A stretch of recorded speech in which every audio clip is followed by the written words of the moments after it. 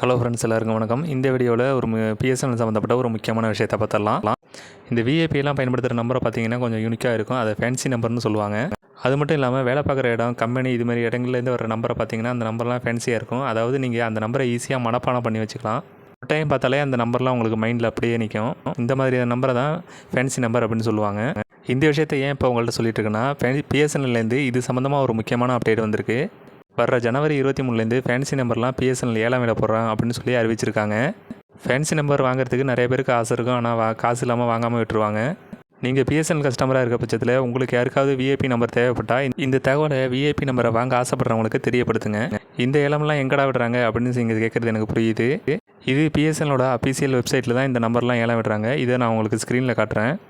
உங்களில் யாருக்காவது fancy number தேவைப்படுதுன்னா நாளைக்கே மறக்காமல் வாங்கிடுங்க. ஏன்னா ஜனவரி 23 நாளைக்கு தான். இந்த தகவலில் ஒரு முக்கியமான விஷயத்த மறந்தாச்சு. இந்த நம்பர் எல்லாமே ரொம்ப காஸ்ட்லியாக இருக்கும். சாதாரண நாள் வாங்குறது ரொம்ப கஷ்டம்தான். ஸோ வீடியோ யூஸ்ஃபுல்லாக இருந்துன்னு வச்சிங்கன்னா வீடியோ ஷேர் பண்ணிட்டு நம்ம சேனலை சப்ஸ்கிரைப் பண்ணி வச்சுக்கோங்க.